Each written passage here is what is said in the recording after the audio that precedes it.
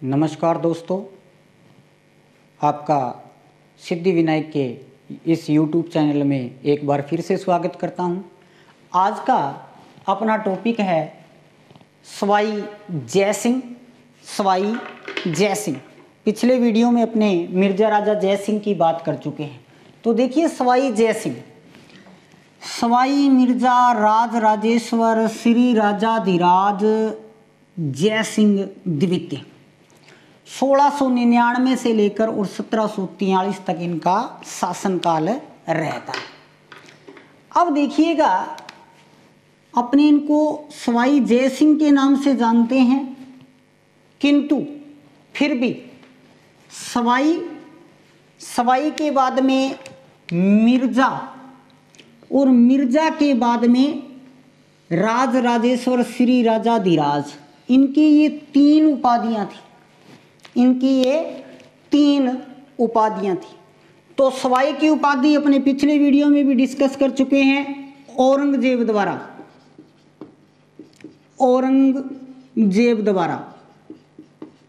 और साथ ही साथ ये इन्हें 2000 का मनसब भी देते हैं।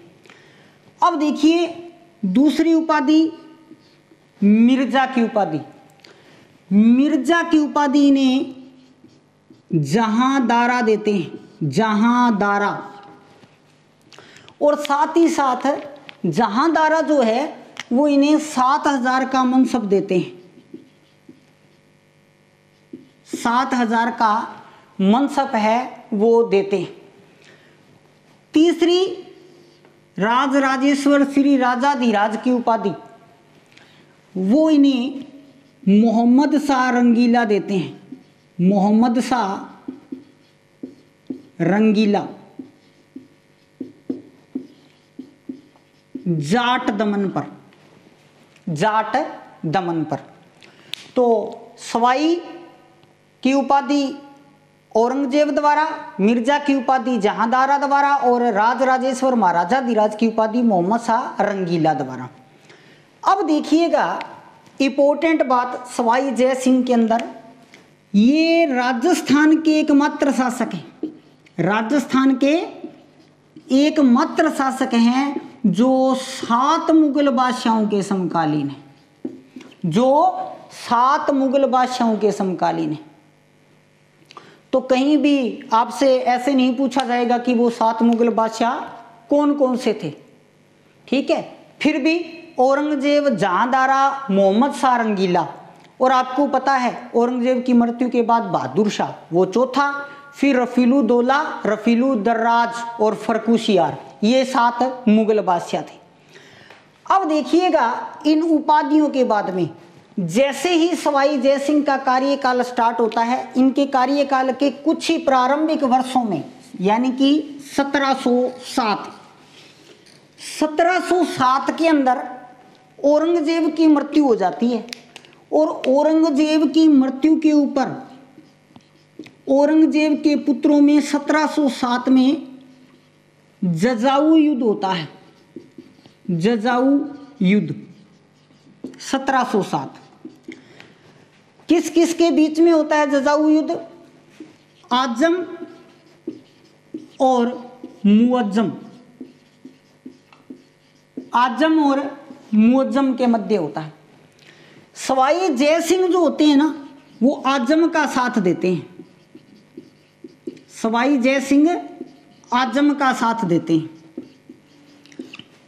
जीत जो है वो मुअज्जम की होती है, यानी कि जीत कौन जाता है? मुअज्जम। तो नेचुरल सी बात है कि मुअज्जम इससे नाराज होगा। मुअज्जम जीतकर बहादुर शाह फर्स्ट के नाम से, बहादुर शाह फर्स्ट के नाम से मुगल बादशाह बनता है। तो ये 2 कार्य करता है। एक तो ये क्या कर देता है, आमेर को खालसा जागीर घोषित कर देता है। आमेर को खालसा जागीर घोषित कर देता है। खालसा जागीर क्या होता है? खालसा जागीर जिसका संपूर्ण राजस्व केंद्रीय खजाने में जाता है, वो खालसा जागीर। दूसरा ये क्या करता है, दूसरा ये आमेर का नाम बदलकर मोमिनाबाद रख देता है, मोमिनाबाद रख देता है। तो 1707 जजाऊ के युद्ध में आजम जीतता है, बहादुर शाह फर्स्ट के नाम से शासक बनता है। सवाई जय सिंह आजम के पक्ष में थे, इसलिए मोजम राजा बनते ही आमेर को खालसा जागीर घोषित कर देता है और आमेर का नाम बदलकर मोमिनाबाद रख देता है। इसके बाद में देखिएगा अगले ही वर्ष यानी कि 1708 और 1708 के अंतर्गत देबारी समझौता होता है। 1708 में देबारी समझौता होता है। देबारी समझौता, देबारी जो है वो उदयपुर के अंतर्गत है। देबारी जो है वो उदयपुर के अंतर्गत है। अब देखिएगा देबारी समझौता असल में होता क्या है। आमेर का शासन है वो छिन जाता है किससे? सवाई जय सिंह से। और इसी समय अजीत सिंह भी जोधपुर को प्राप्त करने के लिए दुर्गादास राठौड़ के साथ प्रयासरत थे। दुर्गादास राठौड़ औरंगजेब से एक लंबा युद्ध लड़ते हैं, तो उन्हें भी जोधपुर का शासन नहीं मिला था। तो वो दोनों मिलकर एक संगठन बनाने का प्रयास करते हैं और इस संगठन के दौरान 3 रियासतें भाग लेती हैं। कौन कौन सी? मारवाड़, आमेर और मेवाड़। तो देबारी समझौता कौन सी रियासतों में होता है? मारवाड़, आमेर और मेवाड़ के अंदर। मारवाड़ में उस समय शासक थे अजीत सिंह। आमेर की यदि मैं बात करूं तो आमेर की ओर से इस समझौते में सवाई जय सिंह, और मेवाड़ की मैं बात करूं तो अमर सिंह द्वितीय, अमर सिंह द्वितीय। अब देखिएगा ये समझौता जब होता है, बातचीत जब चल रही होती है, तो मेवाड़ महाराणा अमर सिंह सेकंड कहते हैं कि यदि अपने मुगलों पर जीत भी प्राप्त कर लेंगे, आप दोनों को अपना राज्य भी मिल जाएगा, मेरे को क्या मिलेगा? मैं मेरे सैनिक क्यों कटवाऊं यहां पे। तब इस समझौते में क्या तय होता है? अजीत सिंह की पुत्री सूरज कुंवरी और अमर सिंह की पुत्री चंद्रकुंवरी, इन दोनों राजकुमारियों का विवाह सवाई जय सिंह से कर दिया जाता है। सवाई जय सिंह से कर दिया जाता है। और अमर सिंह यहां पर एक शर्त रख देते हैं कि चंद्रकुंवरी और सवाई जय सिंह से जो संतान होगी वो ही आगे जाकर आमेर की शासक बनेगी। तो सवाई जय सिंह की मृत्यु पर ये जो समझौता होता है, ये जयपुर में गृह युद्ध का कारण बनता है। गृह युद्ध का कारण बनता है ईश्वरी सिंह और माधव सिंह के अंदर। तो देबारी समझौता इंपॉर्टेंट है, आपने ध्यान रखना है। किस किस रियासत के मध्य? मारवाड़, आमेर, मेवाड़। किन शासकों के मध्य? अजीत सिंह, सवाई जय सिंह और अमर सिंह सेकंड के मध्य। अमर सिंह सेकंड के मध्य। इसके बाद में देखिएगा सवाई जय सिंह में आगे और क्या इंपॉर्टेंट है। तो सवाई जय सिंह बूंदी उत्तराधिकार में भाग लेते हैं और राजस्थान में मराठों का प्रवेश हो जाता है। बूंदी उत्तराधिकार में भाग लिया। सवाई जय सिंह बूंदी उत्तराधिकार में भाग लेते हैं और जैसे ही वो बूंदी उत्तराधिकार में भाग लेते हैं, इसी का कारण माना जाता है राज्य में मराठों का प्रवेश। राज्य में मराठों का प्रवेश। राज्य में मराठों का प्रवेश। अब देखिएगा कि राज्य में मराठों का प्रवेश किस प्रकार से होता है। इसके बाद में राजस्थान में मराठों के नियंत्रण आक्रमण है वो होते हैं। देखिए होता क्या है, बूंदी उत्तराधिकार में जब सवाई जयसिंह भाग लेते हैं तो भाग लेते ही बूंदी की जो महारानी होती है अमर कुंवरी, वो मल्हार राव होलकर को राखी भेज देती हैं और तभी उसके बाद में मराठे राजस्थान पर नियंत्रण जो है वो आक्रमण करते रहते हैं। देख लीजिएगा थोड़ा सा, बूंदी महारानी अमर कुंवरी, अमर कुंवरी और सवाई जयसिंह, सवाई जयसिंह। सवाई जयसिंह इसके भाई थे और बूंदी के जो शासक थे वो बुद्ध सिंह थे, बुद्ध सिंह। अब बुद्ध सिंह और अमर कुंवरी को संतान नहीं थी, तो सवाई जयसिंह के कहने पर दलेल सिंह को उत्तराधिकारी बना दिया जाता है। दलेल सिंह को उत्तराधिकारी बना दिया गया बूंदी का। अब जब ये बूंदी का उत्तराधिकारी बन जाता है तो सवाई जयसिंह क्या करते हैं, अपनी पुत्री कृष्णा कुमारी का इससे विवाह कर देते हैं और जैसे ही विवाह संपन्न होता है उसके कुछ ही समय के बाद में इस दंपत्ति को भी एक पुत्र हो जाता है और उस पुत्र का नाम था उम्मेद सिंह, उम्मेद सिंह।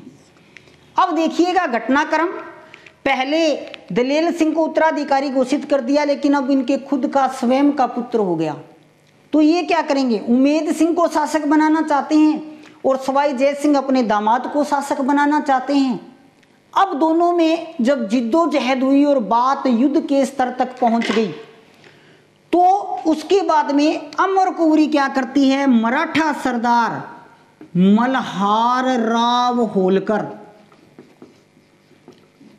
को राखी भेजती है और सहायता मांगती है। यही से राजस्थान में मराठों का प्रवेश होता है और उसके बाद में मराठा राजस्थान पर लगातार आक्रमण है वो करते रहते हैं। प्रश्न आरएस में पूछा जा चुका है राजस्थान में मराठा आक्रमण के प्रवेश का कारण, तो प्रवेश का कारण सवाई जयसिंह द्वारा बूंदी उत्तराधिकार में भाग लेना, बूंदी उत्तराधिकार में भाग लेना। इसके बाद में देखिएगा कि मराठा आक्रमण से बचाव, मराठा आक्रमण से बचाव, तो मराठा आक्रमण से बचाव करने के लिए सवाई जयसिंह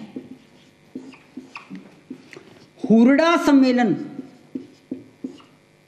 हुरडा सम्मेलन,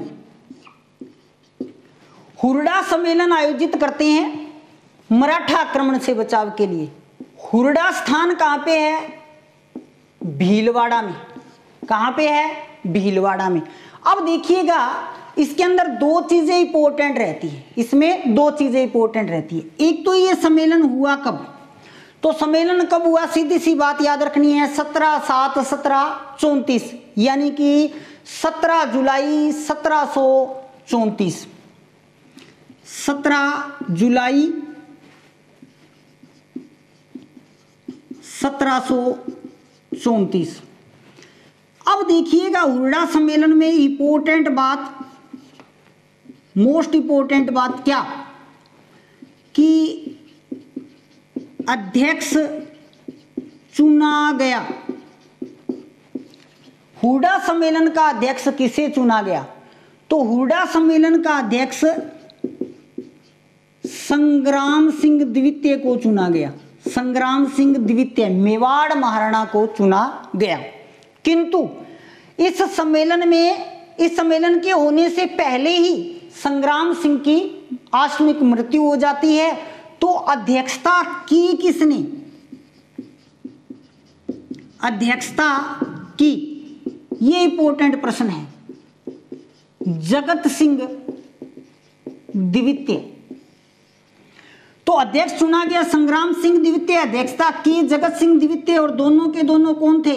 मेवाड़ शासक थे, मेवाड़ महाराणा। मेवाड़ महाराणा इंपॉर्टेंट क्या रहेगा? अध्यक्ष चुना गया संग्राम सिंह द्वितीय और अध्यक्षता की जगत सिंह द्वितीय ने। एक और सवाई जय सिंह 1734 के अंदर इसी मराठा आक्रमण से बचने के लिए नाहरगढ़ दुर्ग का निर्माण भी करवाते हैं। नाहरगढ़ दुर्ग का निर्माण भी करवाते हैं। तो देखिएगा इंपॉर्टेंट, मराठा आक्रमण, बूंदी उत्तराधिकार में भाग लेने के कारण मल्हार राव होलकर को राखी भेजी और उसके बाद में मराठा आक्रमण। फिर बचाव के लिए हुरडा सम्मेलन हुरडा भीलवाड़ा के अंदर है और अध्यक्ष संग्राम सिंह द्वितीय को बनाया जाता है, लेकिन अध्यक्षता करता कौन है? जगत सिंह द्वितीय है, वो अध्यक्षता करता है। उसके बाद में देखिएगा एक और इंपॉर्टेंट कार्य सवाई जय सिंह द्वारा, क्या? जयनगर की स्थापना। किसकी स्थापना? जयनगर। जयनगर की स्थापना। जयनगर यानी कि वर्तमान का जयपुर शहर, स्थापना कब होती है? तो स्थापना 18 नवंबर 1727। 18 नवंबर 1727, ठीक है। वर्तमान नाम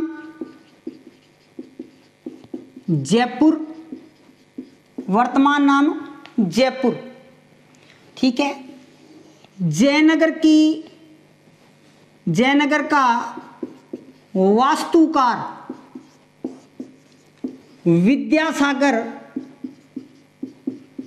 भट्टाचार्य। विद्यासागर भट्टाचार्य। नींव कौन रखता है? नींव जगन्नाथ व पुंडरीक रत्नाकर। जगन्नाथ व पुंडरीक रत्नाकर। पुंडरीक रत्नाकर को आपने दो स्थानों पर याद रखना है। एक तो वो जयनगर यानी कि जयपुर की नींव रखने वाला व्यक्ति था, एक जो सवाई जय सिंह ने अश्वमेध यज्ञ करवाया उसका पुरोहित भी यही था। अभी अपने थोड़ी देर में बात कर लेते हैं। तो जयनगर, मूल नाम जयनगर, स्थापना 18 नवंबर 1527, वर्तमान नाम जयपुर, वास्तुकार विद्यासागर भट्टाचार्य, नींव रखी जगन्नाथ और पुंडरीक रत्नाकर ने। और ध्यान रखना, आधुनिक निर्माता किसे कहा जाता है जयपुर का? मिर्जा इस्माइल को। मिर्जा इस्माइल को आधुनिक निर्माता, मिर्जा इस्माइल को आधुनिक निर्माता है वो कहा जाता है। इसके बाद में देखिएगा सवाई जय सिंह ने अश्वमेध यज्ञ का आयोजन करवाया। अश्वमेध यज्ञ का आयोजन है वो करवाया।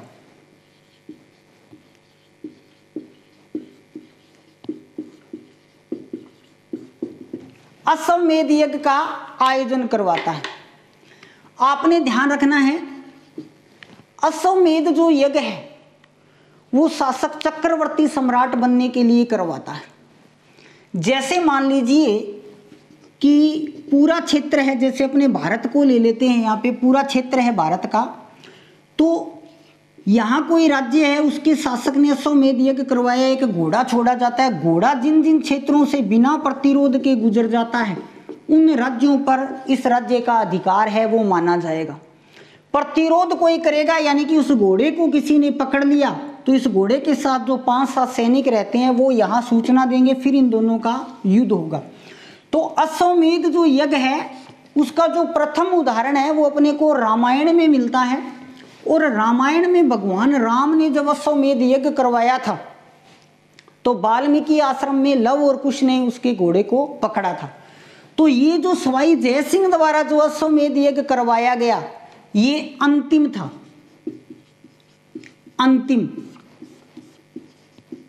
अंतिम यज्ञ था। यानी कि सवाई जयसिंह ने अंतिम अश्वमेध यज्ञ का आयोजन करवाया। अब देखिए पुरोहित कौन थे? पुरोहित पुंडरीक रत्नाकर। पुंडरीक रत्नाकर, पुंडरीक रत्नाकर ने एक ग्रंथ भी लिखा था, भी एक ग्रंथ भी लिखा था। कौन सा? जय सिंह कल्पद्रुम, जय सिंह कल्पद्रुम। अब देखिएगा अंतिम अश्वमेध यज्ञ था, इसके बाद में भारत में कोई अश्वमेध यज्ञ आयोजित नहीं करवाया गया। इसके बाद में यदि मैं सवाई जयसिंह की और बात करूं तो सवाई जयसिंह ने 5 शौर वेधशालाओं का निर्माण करवाया। 5 शौर वेधशालाओं का निर्माण करवाया।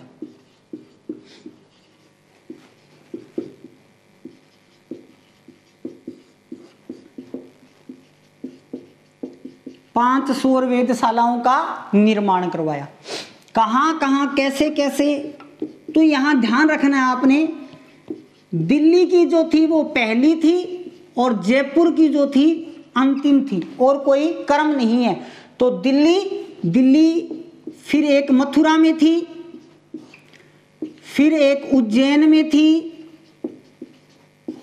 फिर एक बनारस में थी,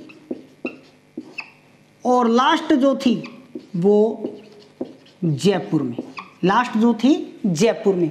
अब आपने ये ध्यान रखना है कि इनमें पहली दिल्ली में और लास्ट जयपुर में अंतिम व सबसे विशाल, अंतिम व सबसे विशाल यानी कि सबसे बड़ी। दूसरी बात 2010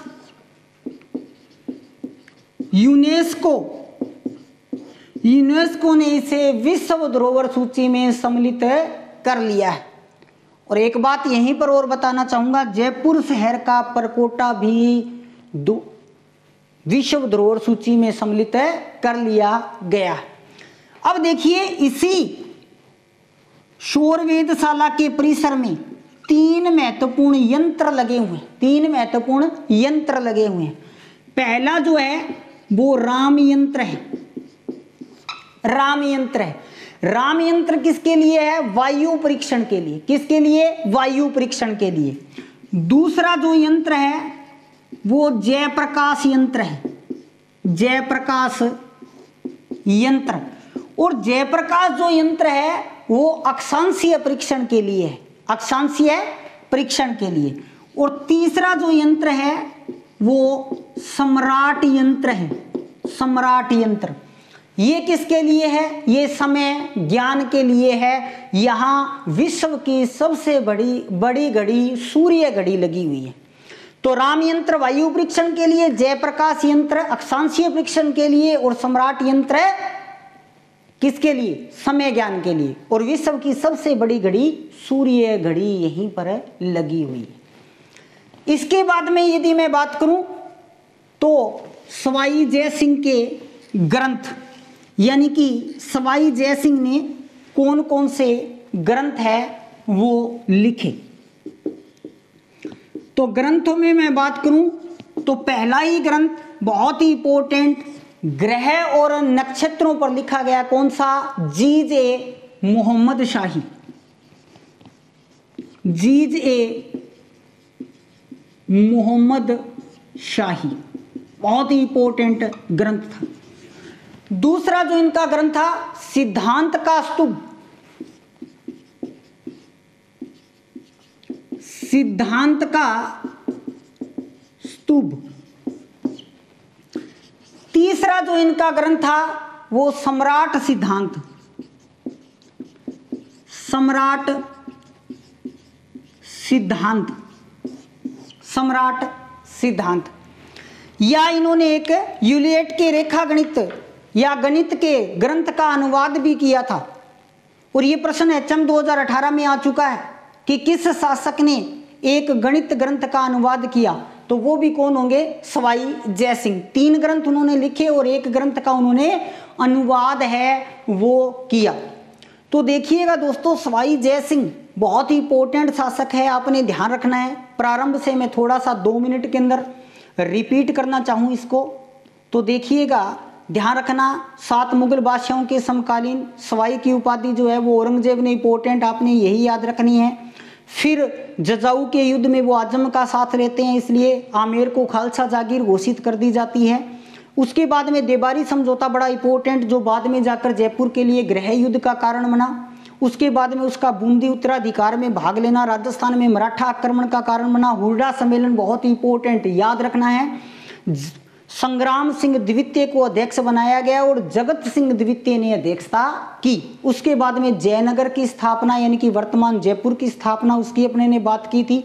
फिर अंतिम अश्वमेध जो यज्ञ है वो सवाई जयसिंह के द्वारा करवाया गया, या इसके अलावा सौर वेदशालाओं का निर्माण और उसके ये ग्रंथ। तो आप इसी प्रकार से साथ देंगे तो एक से एक बेहतरीन वीडियो है वो आते रहेंगे। जय हिंद, जय भारत।